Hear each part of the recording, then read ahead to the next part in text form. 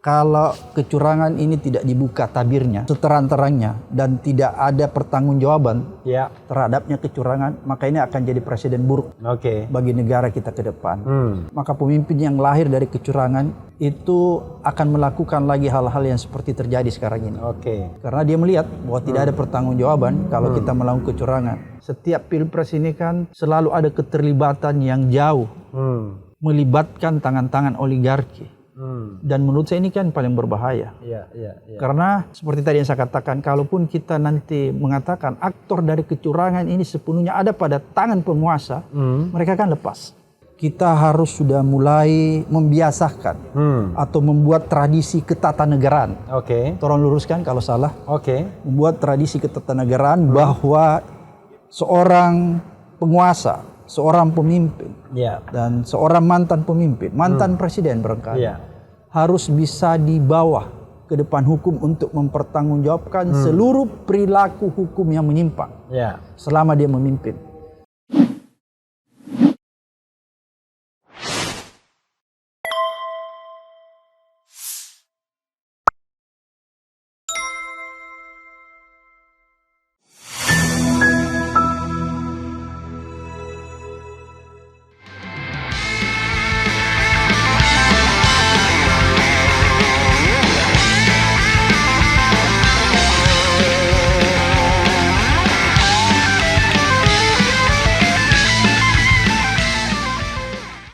Assalamualaikum warahmatullahi wabarakatuh. Sobat RH sekalian, jumpa lagi kita di channel yang keren ini. Keren cadas. Ya, saudara sekalian, saya ada tamu istimewa. Tamu yang kalau Napoleon berbahaya, kemudian lebih berbahaya lagi. Nah, ini lebih berbahaya lagi. Assalamualaikum. Abraham Samad. Waalaikumsalam. Waalaikumsalam warahmatullahi wabarakatuh. Saya panggil Ustadz Refli Harun. Waduh, jauh dari Ustadz. Jadi kebetulan Daeng. Saya panggil Daeng ya? Iya, oke, nggak apa-apa. Boleh nggak panggil Daeng ya? Saya senang banget ya. Ya. Jadi saudara sekalian, Daeng orang Bugis atau Makassar? Bugis Makassar, dua. Oh, dua. Jadi Daeng itu bisa Bugis, bisa Makassar? Iya, betul. Itu kakak, mas. Kakek, mas. Jadi beliau ini memang lebih senior dari saya. Karena itu kalau saya panggil Daeng, ya kan? Tapi bukan, saya ingat almarhum Marwan, mas. Gimana Daeng Marwang? Daeng Marwang. Kan? Jadi kalau kita bilang ikan kan di sana. Jadi kalau Daeng jadi Daeng, Marwan jadi Marwang. Kelebihan dan kekurangan. Kelebihan dan kekurangan. Atau Zainal Arifin tanpa G. Ya, saudara sekalian, beliau ini kita tahu ya, bukan mantan tapi pimpinan atau ketua KPK periode tahun 2011-2015. 2011-2015. Waktu itu gonjang-ganjingnya luar biasa. 4 bulan tidak selesai. 4 bulan tidak selesai karena dimakzulkan. Dikriminalisasi oleh pusat-pusat kekuasaan yang juga barangkali berpengaruh pada pemilu ya. Daeng, kita tidak bicara masa lalu karena masa lalu sudah ada di RH Channel sebelumnya kan. Jadi tolong nanti nonton lagi RH Channel ya sebelumnya dengan Abraham Samad. Tapi kita bicara masa sekarang. Daeng, the first question ya. Daeng waktu Pilpres kemarin, sebenarnya pendukung kosong berapa sih? Orang juga bertanya-tanya, ini nggak jelas ini katanya. Bahaya kalau orang nggak jelas ya. Harus jelas itu. Harus jelas, bahaya kalau nggak jelas. Gimana, Daeng? Nggak sama lah kita. Kita ini kan orang-orang yang ingin ada perubahan. Kamera Daeng di situ ya? Ya, kita ini pengen ada perubahan yang fundamental di negeri ini. Karena kalau perubahannya biasa-biasa itu bukan sebuah perubahan. Itu cuma reparasi, Ustadz. Jadi kalau dia kecil-kecil itu bukan perubahan, tapi reparasi. Jadi kalau sudah bilang tambal sulam. Kalau sudah bilang perubahan, kelihatan tahu nomornya ya? Iya, tahu dong. Walaupun kalah. Saya nggak pernah mau menggunakan terminologi kalah. Saya nggak sependapat ini dengan Ustadz Refli. Nggak apa-apa. Justru kita pancing nggak sependapat. Saya paling tidak mau menggunakan terminologi kalah karena menurut saya ini ada sesuatu hal yang sebenarnya itu tidak bisa diterima akal sehat kita. Apa itu? Ya, kecurangan yang masif, yang dipertontonkan dan dipraktekkan secara kasat mata. Saya menarik ya dari Daeng ini adalah sebelum pencoblosan tidak deklarasi kalau pendukung 01, ya kan? Ya. Tapi setelah pencoblosan dan posisi dalam keadaan yang Kalah. tersudut. Saya nggak mau Daeng, saya tidak mau menggunakan kata kalah. Okay. Kalah itu nggak benar. Oke. Saya balas. Jadi posisi yang sudah ditubir jurang, Daeng kemudian datang dan ingin membela. Keren, cadas. Gimana? Ya kan biasa begini, orang itu kadang datang merapat ketika sudah menang. Dan itu Ingin biasa. menerima kue. Ya. Nah, itu bukan pejuang namanya, itu pecundang. Oke. Jadi saya bukan tipe orang yang seperti begitu. Oke. Saya ingin membalikkan sesuatu. Ketika orang sudah ditinggal, maka saya akan datang. Oke. Jadi jelas ya Daeng ya posisi 01. Kan kita sama sebenarnya. Pada saat itu kan saya cuma minta sama Ya. teman-teman di 01, saya nggak usah lah dimasukkan ya secara formal. Karena saya sudah bukan dalam posisi yang begitu lagi. Oke. Ingin diformalkan kan. Iya. Yang penting hati saya. Ya mungkin teman-teman yang lain masih butuh yang begitu sifatnya Iya. formal-formal. Iya.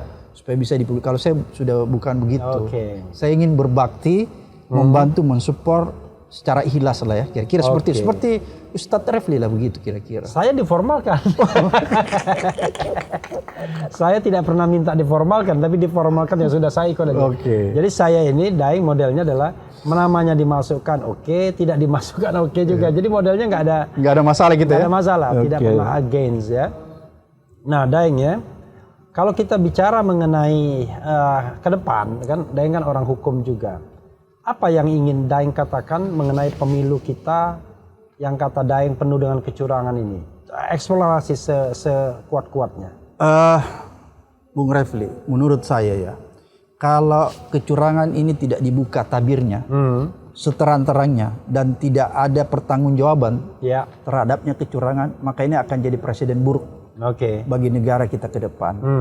Maka pemimpin yang lahir dari kecurangan itu akan melakukan lagi hal-hal yang seperti terjadi sekarang ini. Oke.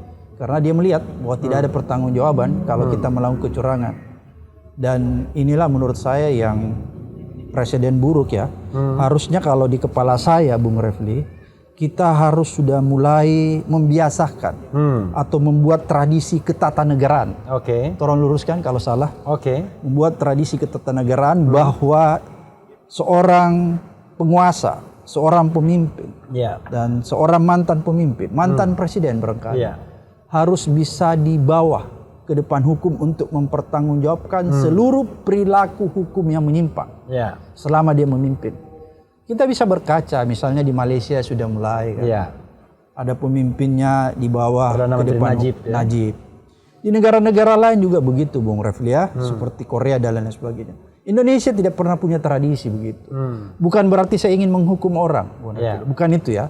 Intinya saya ingin mengatakan kepada semua orang bahwa yang seperti kita pelajari equality before the law itu berlaku di Indonesia. Oke. Jangan sampai kalau ini tidak terjadi, maka kasihan rakyat. Oke. Rakyat akan melihat bahwa ternyata enak juga ya kita jadi penguasa, enak juga kita menjadi orang yang besar, kita tidak bisa disentuh oleh hukum.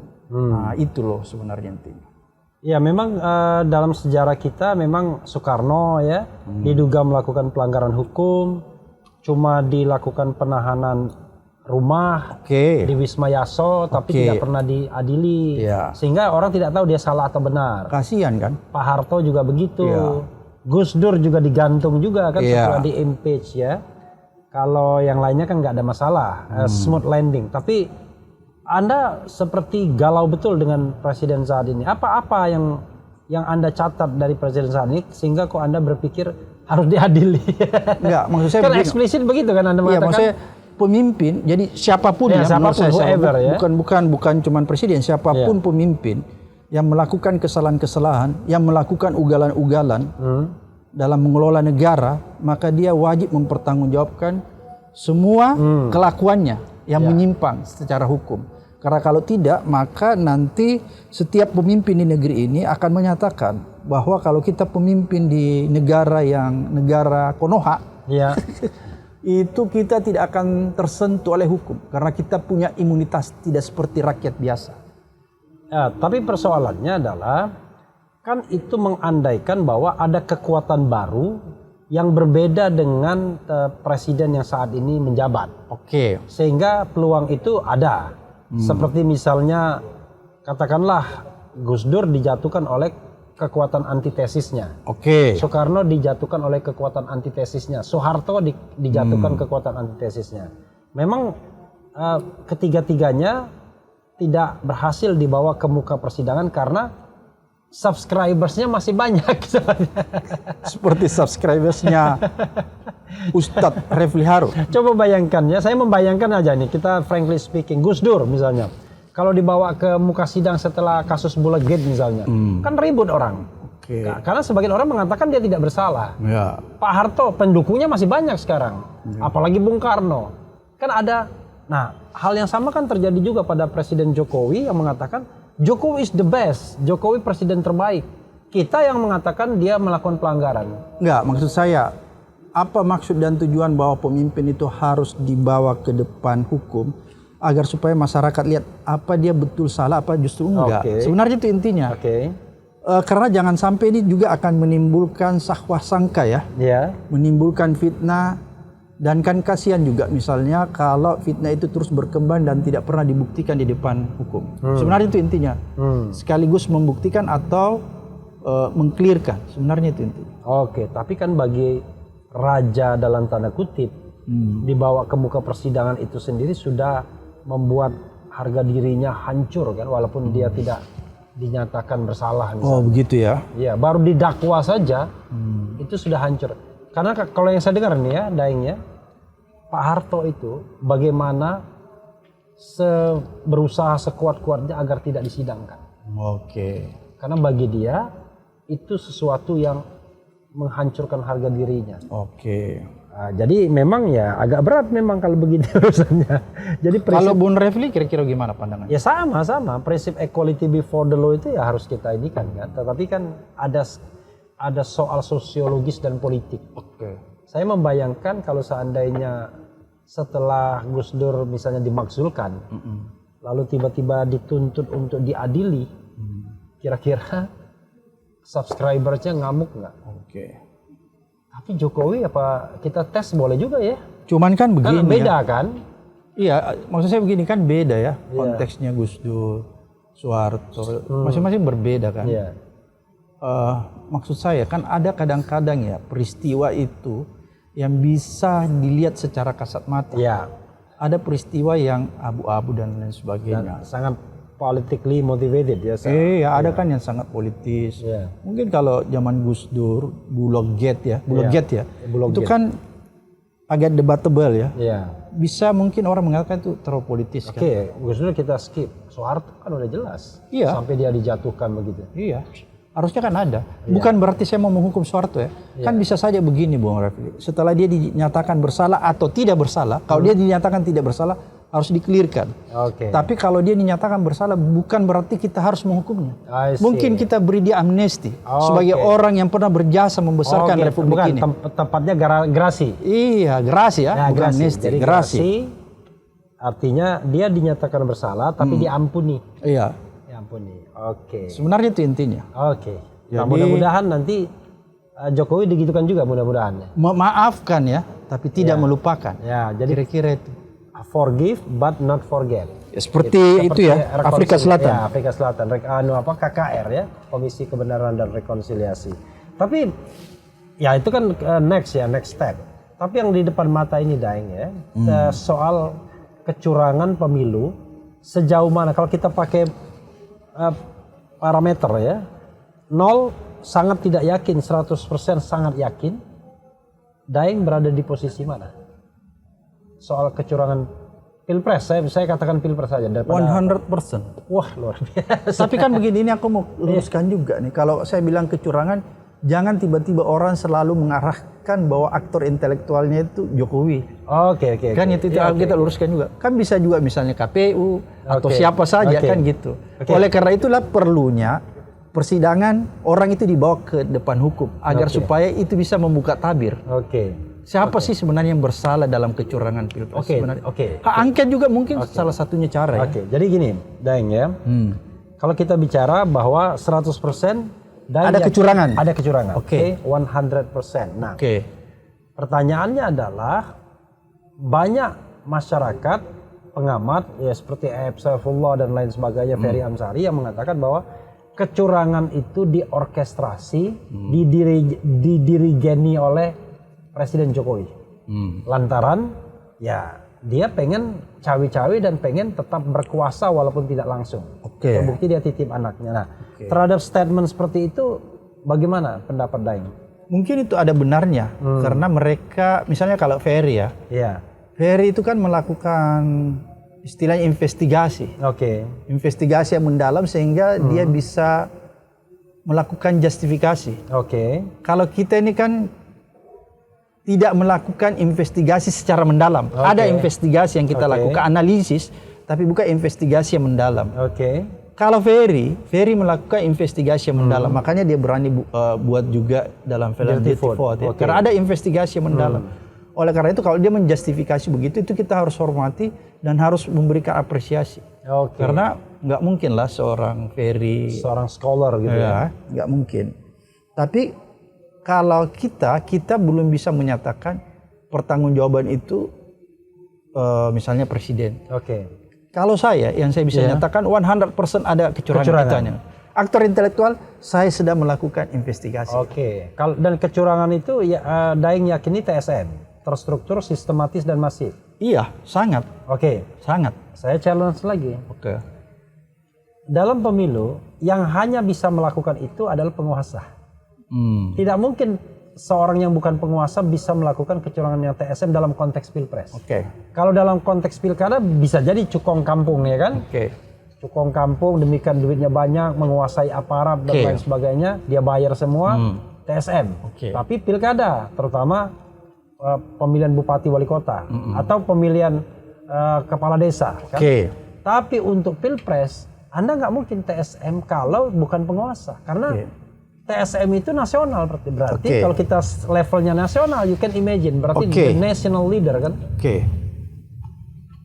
Apa enggak kemungkinan juga misalnya ada tangan-tangan oligarki yang mempunyai kepentingan lebih besar, juga kan bisa jadi aktor karena apa? Dia takut kehilangan kekuasaan, dia takut kehilangan segala sesuatunya yang sudah diraih selama ini di Republik ini. Dia membayangkan bahwa ketika rejim ini berganti maka saya akan lumpuh, saya akan kehilangan sesuatunya. Kan bisa juga begitu. Ya, tetapi mereka tidak mungkin bisa menyalurkan bansosnya dalam tanda kutip kalau tidak ada penguasa yang mengendorse. Kan penguasa yang memegang aparat itu. Jadi mereka kan nggak mungkin uang mereka salurkan sendiri kalau mereka mau melakukan money politics misalnya. Kan harus ada sebuah perencanaan yang sistematis kan. Paham. Tapi kan kalau dilihat seperti begitu ceritanya, seperti begitu jalan ceritanya, maka siapa yang mempunyai duit kemudian disalurkan, maka yang punya duit itu sebagai aktor intelektual. Yang menyalurkan itu boneka, bukan boneka, juga aktor, tapi kalau dalam segi hukum ini yang intelektual dadernya. Kan gitu. Ini intelektual dader, ini turut serta. Ya, enggak juga turut serta, terlalu halus mungkin kalau turut serta. Perannya hampir sama. Ya, tetapi itu kan kalau kita bicara satu sisi. Tapi kalau kita bicara sisi lain, ada kewenangan, ada kekuasaan. Misalnya kita gini, Daeng ya, ada beberapa kasus yang mungkin bisa kita katakan sebagai kecurangan itu ya. Satu, misalnya menggerakkan state aparatus, menggerakkan aparatur negara baik sipil maupun militer. Itu kan nggak mungkin dilakukan langsung oleh para cukong kan, harus melalui atasan state aparatus tersebut kan. Ya misalnya kalau yang digerakkan TNI Polri, ya pasti presiden hanya bisa kan. Yang kedua, kalau misalnya TNI dan Polri-nya main sendiri, Panglima dan Kapolrinya bisa diganti kan, bisa dicopot. Yang kedua, penggunaan keuangan negara, state financial resources. Kan nggak mungkin cukong, orang yang dipakai APBN, APBN kata orang Bugis Makassar. Kalau yang ketiga, kalau misalnya state facilities, fasilitas negara misalnya. Termasuk juga kebijakan-kebijakan yang dianggap menguntungkan paslon tertentu seperti rapel bansos. Nah itu kan semua kalau money politics lah, mungkin uangnya dari yang kita sebut oligarki tadi barangkali. Tapi kalau kebijakan, kalau penggunaan fasilitas-fasilitas publik, itu kan pasti oleh penguasa kan. Gitu Daeng. Ya, jadi menurut saya mungkin ada kolaborasi yang mendalam ya. Antara penguasa dengan pemilik modal. Karena saya pengen selalu menempatkan salah satu aktor itu oligarki. Karena saya nggak mau jangan sampai nanti kita terlalu fokus menyerang penguasa. Dan lupa misalnya oligarkinya bebas berkeliaran begitu saja dan dia nanti akan mengulang lagi. Siapapun yang memerintah kemudian dia akan melakukan itu lagi. Itu saya nggak mau terjadi itu. Jadi seperti lagu saya tuh, oligarki sudah bangkit lagi. Karena kan saya lihat Bung Refli ya, bahwa setiap pilpres ini kan selalu ada keterlibatan yang jauh. Melibatkan tangan-tangan oligarki. Dan menurut saya ini kan paling berbahaya. Karena seperti tadi yang saya katakan, kalaupun kita nanti mengatakan aktor dari kecurangan ini sepenuhnya ada pada tangan penguasa, mereka kan lepas. Itu yang ingin saya beritahu kepada masyarakat lewat channelnya Bung Refli Harun. Kayaknya ini belum pernah ada orang sampaikan yang ini. Cuma selalu orang fokus kepada penguasa. Cuma itu bisa dilakukan kalau ada terpilih pemimpin yang amanah ya. Pemimpin yang mau merombak struktur kekuasaan politik dan ekonomi. Tapi kalau yang terpilih adalah ibaratnya mereka yang didukung dan disokong oligarki, kan berat juga. Saya ingat itu ada pada satu momen di mana salah satu paslon itu diundang oleh seorang pengusaha yang kebetulan kakak seorang menteri. Dia katakan walaupun kami sedikit di sini, tapi barangkali sepertiga kita menguasai ekonomi kita kuasai. Nah itulah oligarki contohnya ya. Daeng, kalau model kayak Daeng ini karakternya, wah ini udah pasti nih tidak akan mendapatkan kue kekuasaan kalau yang berkuasa. Kalau yang berkuasa itu katakanlah let's say kita frankly speaking misalnya ya. Kalau 01 yang berkuasa, barangkali orang kayak kita masih akan kayak Refli lah mendapatkan kue kekuasaan, ya kan? Paling tidak adalah bau-bau ditawarin dan lain sebagainya. Soal mau atau tidak, itu soal kita kan. Kalau 02 barangkali ditengok aja enggak, ya kan? Kalau 02. Kalau 03 tergantung, ya kan? Karena kita juga tidak endorse dia kan, secara langsung kan. Nah, tetapi Daeng ya, bagaimanapun orang membutuhkan yang namanya justifikasi, legitimasi. Let's say misalnya, tiba-tiba 02 tawarin Daeng Abraham Samad. Kita butuh Abraham Samad sebagai simbol bahwa nih mantan atau ketua KPK 2011-2015 pun sudah bergabung di sini. Gimana? Pasti itu kan sebuah keanehan ya. Ya, enggak juga. Karena kita lihat apa yang aneh. Ada orang yang diculik misalnya, kan korban penculikan tiba-tiba bersatu dengan yang diduga menculiknya. Kan aman-aman aja tuh. Ya kan? Jadi bukan hal yang aneh ya. Ya, let's say lah di situ ada Andi Arief misalnya, ada Nezar Patria, santai aja, nggak ada masalah. Ya mungkin posisi kita tidak seperti dia ya. Sikap, cara pandang kita agak berbeda. Tapi saya juga tidak ingin mempersalahkan dia ya. Tapi biarkanlah saya pada posisi seperti ini, seperti Bung Refli. Begitu kira-kira begitu. Bahwa kan nggak mungkin tuh air sama minyak bersatu kan. Kira-kira seperti begitu. Ya mana yang air, mana yang minyak. Itu pasti bisa diterjemahkan. Kalau begitu kita bicara tentang hal yang sifatnya vertikal ya.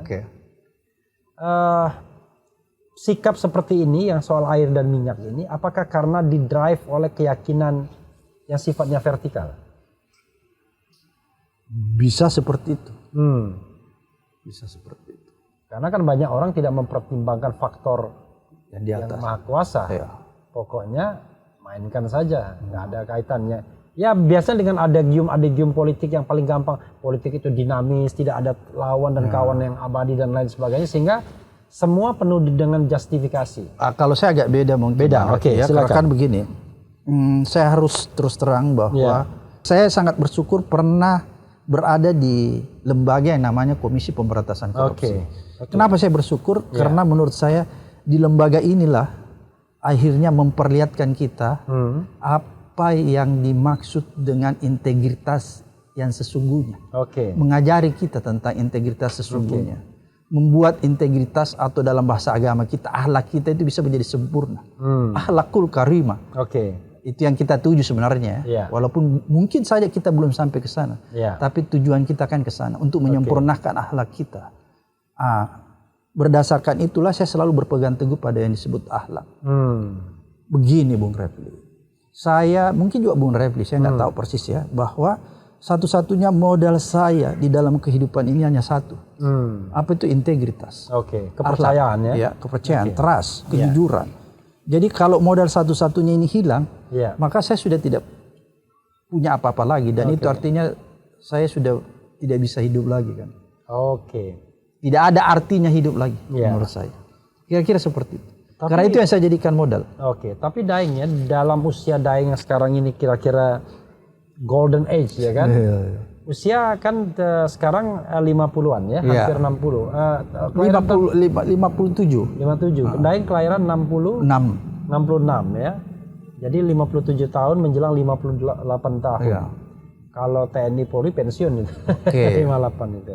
Ini usia yang kalau kita bicara tentang kesempatan itu ya kira-kira inilah golden age-nya kita. Saya 54.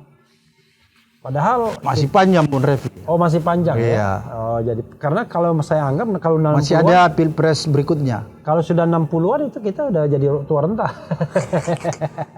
Karena 5 tahun lagi Daeng usianya kan 62 tahun. Itu kan cuma angka Bung Refli. Yang penting engine-nya tetap ya. Engine-nya tetap. Semangatnya. Semangat ya. Ya, saya senang mendengarnya kan.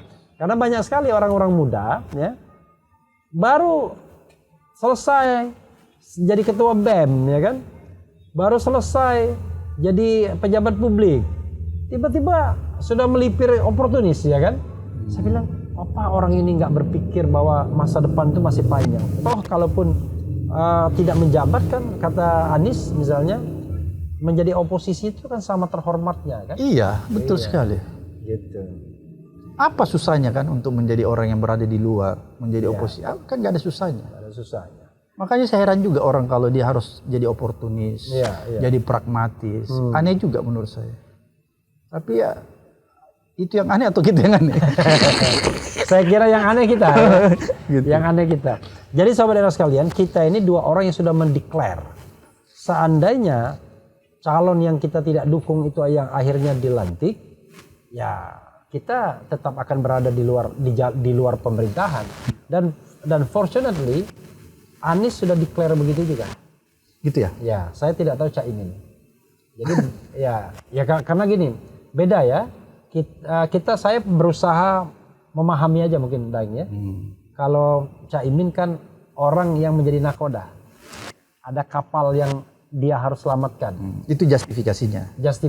Iya. Karena kalau tidak, politik akan mudah sekali akan menumbangkan dia. Kalau dia tidak berkolaborasi dengan kekuasaan, sebentar lagi itu akan ada muktamar luar biasa. Berarti itu kan masih berpikir tentang kekuasaan juga kan? Iya. Seperti halnya Golkar, sebentar lagi ada kongres luar biasa nih. Ya kan? Yang katanya akan mendudukkan Jokowi sebagai ketua Dewan Pembina, dan jangan-jangan yang menjadi ketua umum Golkar Gibran. Karena Muhammad Kodari, temannya Daeng itu sudah sudah mengatakan bahwa dia yang paling cocok untuk menjadi ketua umum Golkar. Luar biasa ya, orang itu saya nggak habis pikir ya. Bisa saja orang itu selalu membolak-balik, benar, yang salah dibenarkan, yang benar disingkirkan ya. Demi kehidupan pragmatisme ya, aneh menurut saya yang gitu-gitu. Kata dia, enggak dong, yang naif tuh kita, Abraham Samad dan Refli Harun tuh naif.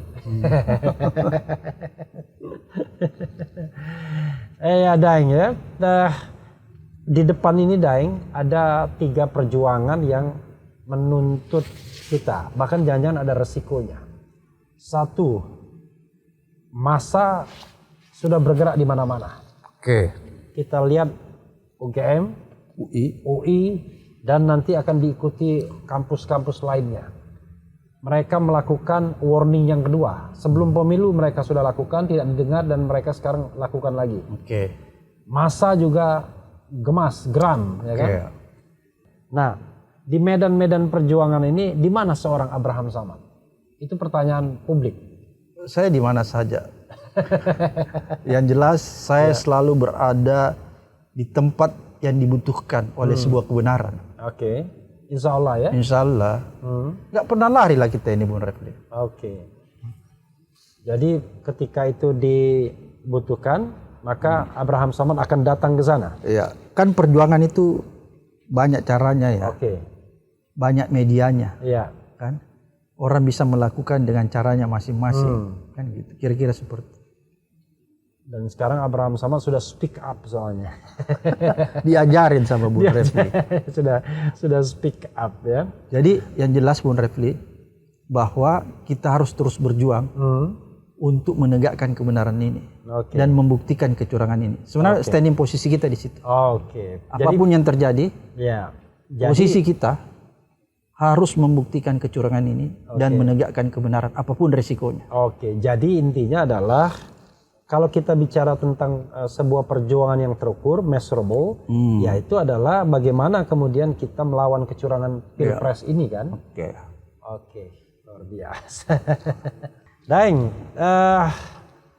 barangkali ada pesan bagi generasi muda, ya, atau orang yang ingin berjuang, atau siapapun, bahwa hidup itu tidak sekedar materi, jabatan dan lain sebagainya. Silakan, Daeng. Hidup itu kan sebenarnya Bung Refli ya, kalau saya lihat bukan rutinitas makan dan bekerja. Kalau kita menafsirkan hidup itu adalah makan dan beraktivitas bekerja, itu kan sama aja dengan binatang. I see. Kan binatang begitu, melakukan rutinitas seperti itu, makan, berlari-lari, bekerja, melakukan, kan binatang kan. Tapi manusia itu punya makna hidup yang jauh lebih mendalam.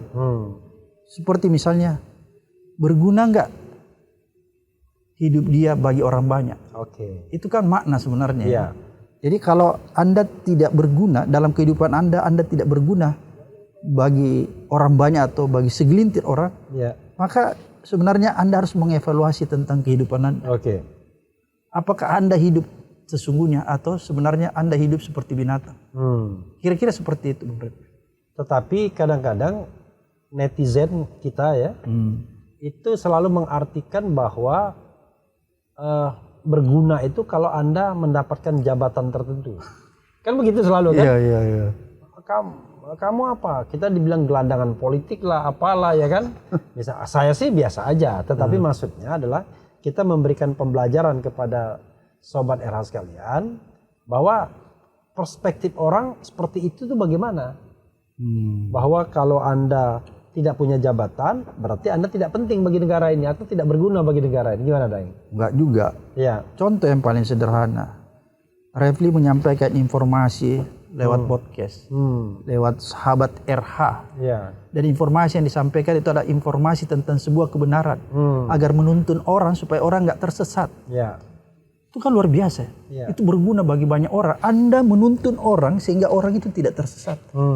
Apa itu bukan hal yang luar biasa? Ya bagi kita. Bagi netizen, Anda memprovokasi katanya. Kita bukan memprovokasi, kita menuntun orang agar orang nggak tersesat. Orang bisa melihat kebenaran itu loh. Kan begini, kadang-kadang begini Bung Refli. Kenapa orang susah melihat sebuah kebenaran? Karena kalbunya tertutupi. Ini kalau kita bicara tentang agama ya. Kalbunya tertutupi sehingga dia tidak bisa melihat kebenaran sesungguhnya. Oleh karena itulah butuh orang, butuh guide yang memandunya supaya dia bisa melihat kebenaran itu. Kira-kira seperti itu. Tapi memang ya, setiap tindakan itu selalu bisa dilihat dari perspektif positif dan perspektif negatifnya Yang paling penting jujur kita ya. Itu yang utama sebenarnya. Integrity ya. Integrity. Jadi integritas kita tetap jaga. Luar biasa Daeng ya. Mudah-mudahan Abraham Samad tetap istiqomah di jalur siratal mustaqim. Ihdinas siratal mustaqim ya. Dan tetap akan menjadi warna bagi masa depan Indonesia ke depan. Amin. Amin ya rabbal alamin. Amin. Daeng, a closing statement Daeng. Mungkin bagi anak-anak muda dan kita semua mungkin perlu kita renungkan menurut dia. Saya tadi dalam perjalanan saya tiba-tiba berpikir, kenapa negara ini menjadi rusak? Apakah negara ini memang dibangun di atas perilaku korup? Tiba-tiba saya berpikiran begitu tadi sampai di depan rumahnya Bung Ren. Oke. Ada saya menemukan jawaban. Ya. Bahwa sebenarnya negara ini tidak dibangun di atas perilaku korup. Oke. Tapi dibangun di atas kejujuran. Oranglah yang menyalahgunakannya. Itu kira-kira. Luar biasa ya. Jadi negara ini tidak dibangun di atas perilaku korup. Tapi dibangun di atas kejujuran. Atas kejujuran. Karena itu kita harus yakin bahwa suatu saat yang korup itu akan tumbang. Dan kita harus yakin bahwa kebenaran pasti akan memenangkan. Oke. Dan negara akan baldatun thayyibatun pada saatnya. Insyaallah. Oke. Ya, sahabat sekalian, itu tadi dengan Abraham Samad, luar biasa ya. Saya dan Abraham Samad sudah berjanji tidak akan ikut dalam pemerintahan yang curang kalau seandainya memang dimenangkan. Tapi mudah-mudahan yang menang tetap kejujuran karena negara ini dibangun di atas kejujuran bukan korupsi. Wassalamualaikum warahmatullahi wabarakatuh. Waalaikumsalam warahmatullahi wabarakatuh.